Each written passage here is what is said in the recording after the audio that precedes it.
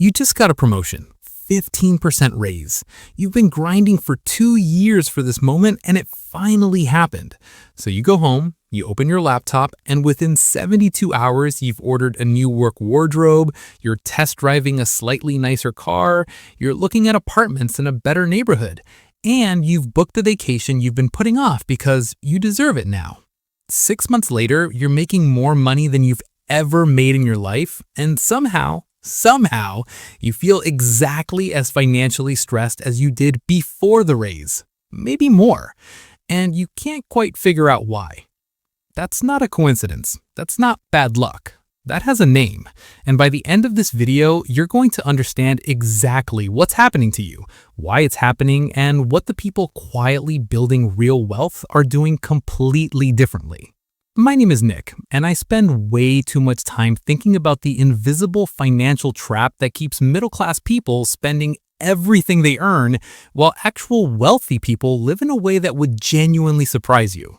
If you're someone who earns a decent income, feels like you should be further ahead than you are, and can't quite pinpoint where the money goes every month, hit subscribe and give this video a thumbs up, because what we're about to get into is going to make you look at your spending, your wardrobe, your car, your apartment, and your entire relationship with money in a completely different way.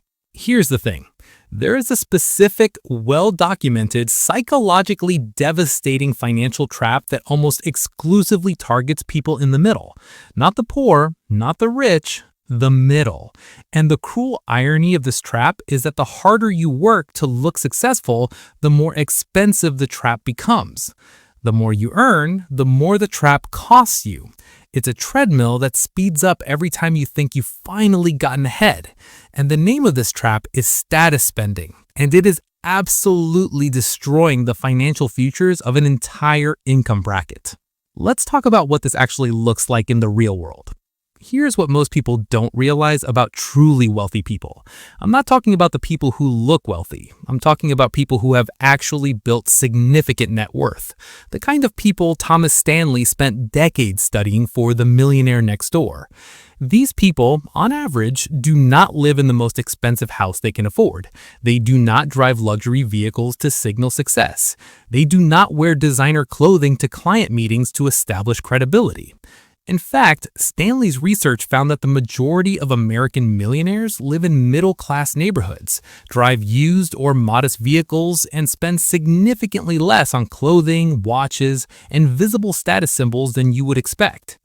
Now contrast that with the average American household earning between $75,000 and $150,000 a year. This is the income range where status spending becomes most dangerous, most seductive, and most financially destructive, because this is the income range where you can almost afford the lifestyle signals of wealth. Not quite, but almost. And almost is the most expensive place to live. Here's a psychological mechanism at work. It's called relative deprivation, and it's one of the most powerful financial forces most people have never heard of. Relative deprivation is the feeling of inadequacy that comes not from what you don't have, but from what the people around you have that you don't. It's not about absolute poverty, it's about perceived social position. And here's where it gets truly devastating. Research from Princeton economist Angus Deaton, who later won a Nobel Prize, found that people consistently evaluate their financial well-being not by their actual financial situation, but by how they compare to their reference group, the people they see every day, their colleagues, their neighbors, their social media feeds. This means that a person earning $90,000 a year surrounded by people earning $150,000 a year often feels poorer and spends more on status signals than a person earning $60,000 surrounded by people earning $50,000. The actual number matters less than the comparison. And in a world of Instagram, LinkedIn, and curated social media, your reference group is no longer just your neighborhood. It's everyone. It's the influencer with the penthouse. It's your college friend who posts the business class photos. It's your colleague who just bought the Tesla. Your brain is running a constant, unconscious comparison engine, and the engine is telling you that you are falling behind. And the response to that feeling, the instinctive, deeply human response, is to spend. Now let me show you what this actually costs, because this is where the math gets genuinely uncomfortable. Let's build a portrait of two people, both 32 years old, both earning $95,000 a year. On paper, identical financial situations, but they make different choices about one specific thing: how much they spend on looking the part. Person A lives in what I'm going to call the middle-class performance trap. They drive a 2023 Audi A4, leased $680 a month. They live in a one-bedroom apartment in the trendy part of the city, $2,400 a month. They spend about $400 a month on clothing, grooming, and personal presentation because they work in a professional environment. Appearances matter. They eat out frequently, business lunches, nice dinners, the kind of restaurants that look good on Instagram. Call it $600 a month on dining and entertainment. They take 2 vacations a year, international, totaling about $8,000 annually.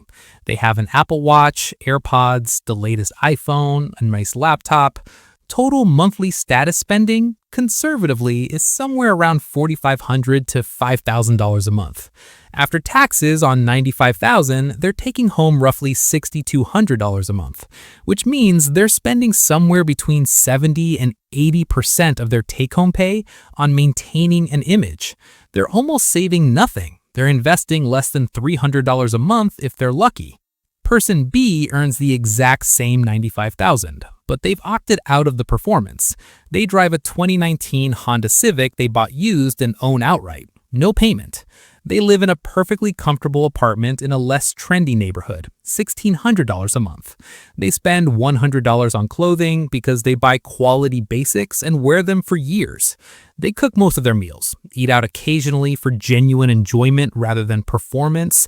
Total food and entertainment budget around $350 a month. They take 1 international trip a year, budget consciously, spending around $3,500. Their phone is 2 years old and works perfectly. Total lifestyle spend roughly $2,500 to $2,800 a month, which means person B has somewhere between $3,400 and $3,700 to invest. Now here's where this gets painful. Person A is investing $300 a month. Person B is investing $3,500 a month. The difference is $3,200 a month. Over 10 years, at a conservative 8% annual return, Person A's portfolio grows to approximately $55,000. Person B's portfolio grows to approximately $627,000. Same income, same starting point, same decade. The gap is $572,000. Not because of income, not because of luck, because of status spending. Because one of them was paying $4,500 a month to look successful, and the other one was quietly becoming successful. And here's the part that should genuinely stop you in your tracks. By year 15, person B likely has enough invested wealth that their portfolio is generating meaningful passive income. They are transitioning from looking like they're winning to actually winning. Person A is still on the treadmill, still leasing the next car, still chasing the next apartment upgrade, still performing success for an audience that honestly doesn't care as much as they think. This is where it gets interesting psychologically, because I know what you're thinking. You're thinking, okay, Nick, but there are real professional reasons to maintain appearances. If I show up to a client meeting in a beat-up car wearing a $30 shirt, people will judge me. My career will suffer. I'll be taken less seriously. And look, I hear that. There's a version of that concern that's legitimate. But here's what most people don't realize. The professional justification for status spending is almost always dramatically overstated, and almost always applied to far more situations than it actually applies to. Yes, showing up to a legal partnership meeting in dirty clothes is a bad idea. Nobody is arguing that. But does your daily commute car need to be an Audi lease? Does your apartment building's address need to signal success to people who never visit your apartment? Does your watch need to be a status symbol for conference calls where nobody can see your wrist? We apply professional justification to personal spending in ways that are almost entirely post hoc rationalization. The decision to lease the Audi happened because it felt good and looked impressive. The justification about professional image came after. That's not strategy. That's psychology dressing itself up as strategy. There's a concept in behavioral economics called signaling theory, the idea that we spend money on visible goods, not for the functional value of those goods, but to communicate information about ourselves to others. And here's the deeply uncomfortable truth about signaling. Most of the signals we send are received by people who are themselves too preoccupied with their own signaling to meaningfully register ours. The research on this is striking. A study from Harvard found that we consistently overestimate how much other people notice and remember our visible status symbols. We think people notice our watch, our car, our outfit.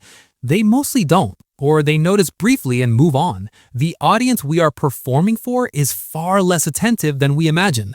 We are paying thousands of dollars a month for an audience that isn't watching. Now look, let me be honest about something, because I think this conversation requires honesty. The reason status spending is so hard to break isn't that people are stupid or shallow. It's that the need for social belonging and status recognition is one of the deepest, most ancient human drives we have. In evolutionary terms, being perceived as high status within your group was a genuine survival advantage. Your brain is not malfunctioning when it pushes you towards status spending. It's doing exactly what it was designed to do. The problem is it was designed for a world where status was established through genuine social relationships and real community recognition, not through lease payments and Instagram filters. The wealthy people who've broken out of this trap haven't done it by becoming robots who don't care about anything. They've done it by redirecting the status drive towards things that actually build the status they want. Real wealth, real options, real freedom. They get their status hit from their net worth number, from their investment portfolio, from their passive income, from the knowledge that they could walk away from any situation tomorrow and be completely fine. That is a form of status. It's just invisible to everyone except the person holding it. And it turns out invisible status that actually exists is worth a lot more than visible status that's mostly debt. Here's the framework shift that changes everything. The middle class performs wealth. The wealthy build it. And the gap between performing wealth and building it is almost exactly the gap between where you are financially right now and where you want to be. So let's talk about what to actually do with this, because I never want to just leave you with a diagnosis. Diagnosis without prescription is just depressing. The first thing I want you to do is audit your spending for what I call the performance premium. Go through your last 3 months of bank and credit card statements and put a P next to every expense that is primarily about how it looks rather than what it does.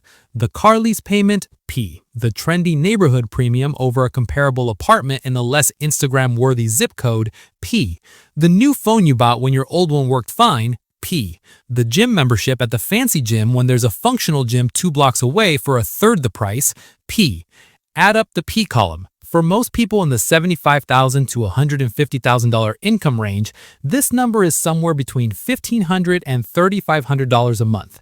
That is your wealth gap. That is the distance between where you are and where you could be. The second thing I want you to do is deliberately change your reference group. Not your friends. I'm not telling you to drop your friends. I'm telling you to diversify the voices you're listening to about money and success.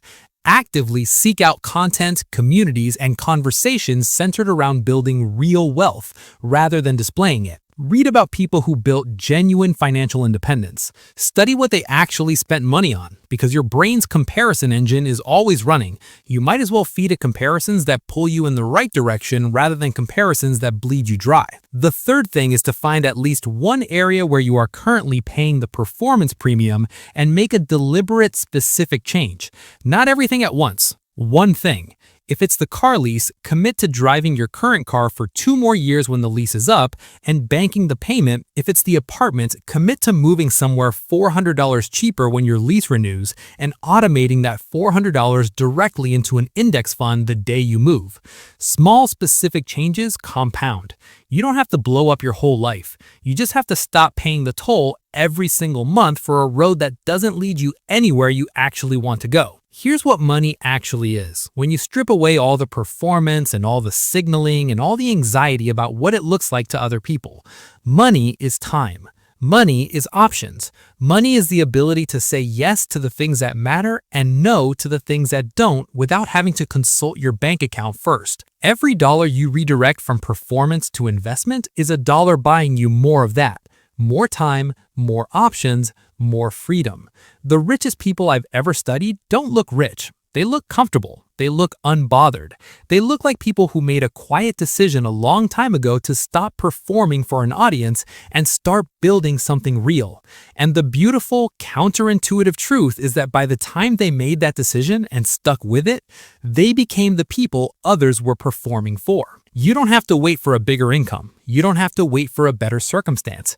The gap between looking successful and becoming successful is a decision, and it's a decision you can make today. Stop performing, start building. The audience was never worth the ticket price.